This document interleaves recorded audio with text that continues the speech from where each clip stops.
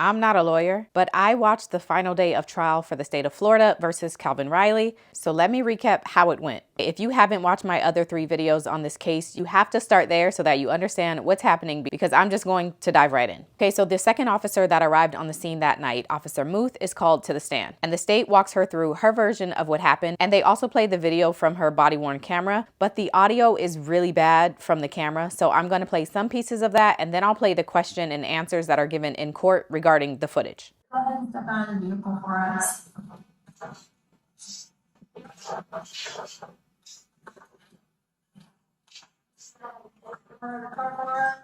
Officer, in the video on screen as we see it right now, can you see a wristband on the defendant's wrist? It looks like a blue wristband, yes. Can you tell the jury what a wristband indicates during a DUI investigation? Wristbands are given out at bars. Yes, sir. Yes.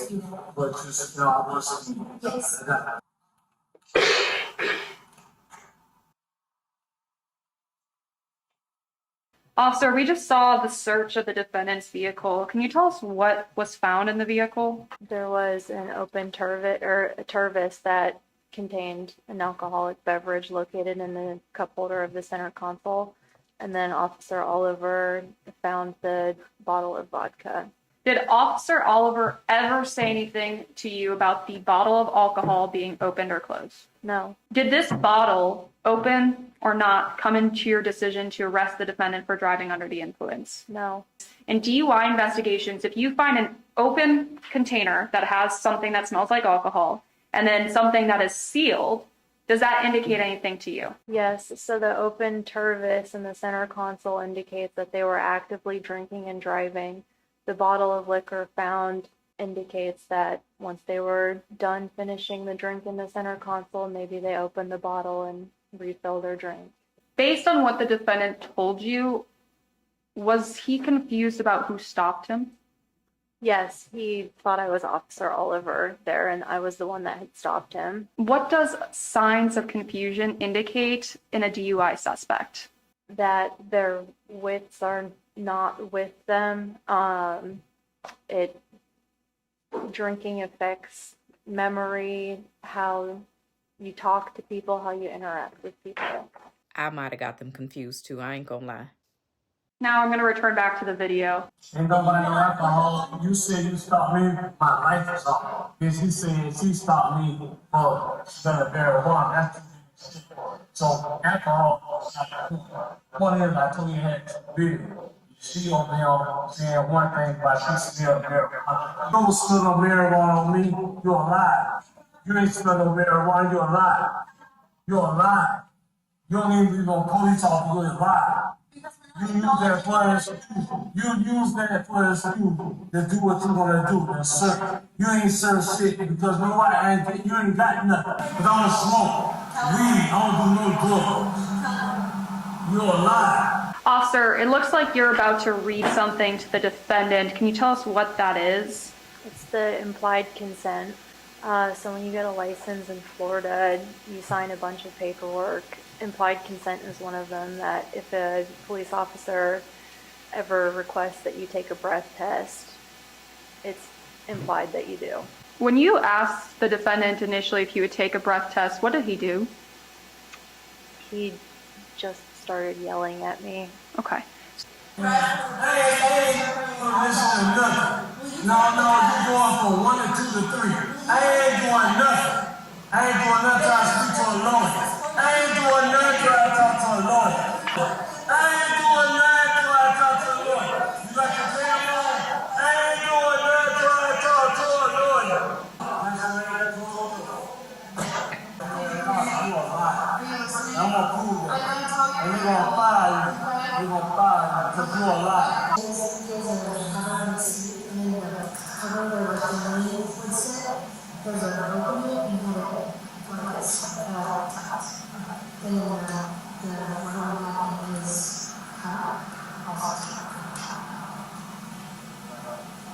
Officer, we just saw a conversation between you and Officer Oliver about the liquor bottle that was found in the vehicle. Did she ever say anything to you about the bottle being opened? No. Could you explain to us your thought process or why you have made a mistake saying it was open in your report? Yes, I listed it in my report because I didn't want to look like I was hiding anything, and due to the open container of alcohol, the Tervis that was in the center console, I had just assumed that the vodka was open. You could hear me in my body camera say, when we were searching the car, when Officer Oliver found that bottle, I said, oh, that's probably what was in the cup in the center console. So would you agree that it was just an honest mistake? Yes. Would you consider that bottle of alcohol to be big evidence in your DUI investigation? No. What was the big evidence in your investigation? My observations of the defendant. Are an individual's admissions or confessions to drinking alcohol big in your investigation? Yes. Okay. Are a defendant's admissions to being at a bar big in your investigation? Yes. Okay, so direct examination wraps up, and then the defense gets up to do cross. Officer Meuth, in Florida, it is not against the law to drink alcohol, then drive. Is that right? If you drink alcohol to the point that you're impaired, it's illegal. Officer Oliver placed Mr. Riley in handcuffs. Yes. You placed him under arrest for driving while license suspended. And DUI. And that's your testimony here today, Yes.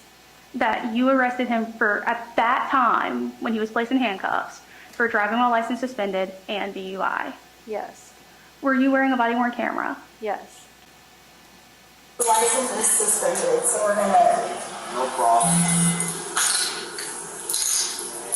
And I'm gonna play it one more time to make sure we all heard it. The license is suspended, so we're gonna. No problem. Officer Meuth, now that you've watched your Officer Oliver's body-worn camera of that interaction, isn't it right that you only told him he was arrested for driving while license suspended or revoked? Authorization of the evidence. She can answer the question. Sure, I said that. I'm not required to list out all of the charges he's under arrest for, and he had just refused the field sobriety exercises, so I thought he would infer he was also under arrest for DUI in addition to the DWLSR. Infer what he was arrested for? So at this point, the defense makes a motion to the judge for the driving with a suspended license charge to be dismissed, and the judge agrees. So now Calvin Riley is only facing the charge of a DUI. I want to talk to you about the bottle of vodka. And you did use the vodka bottle as evidence.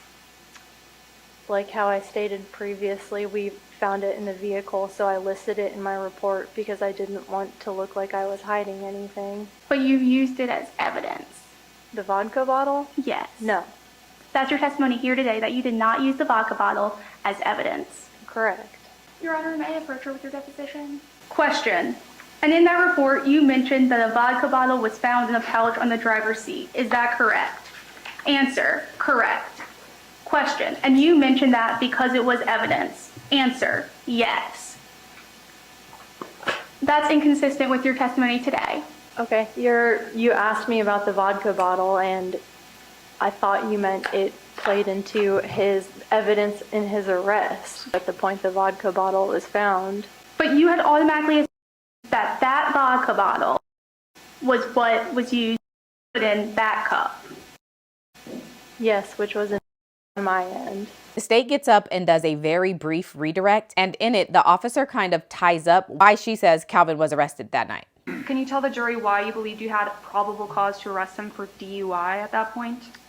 Based on the totality of the circumstances, Officer Oliver had observed poor driving patterns, and then my own personal observations with the thick, slurred speech, watery, bloodshot eyes.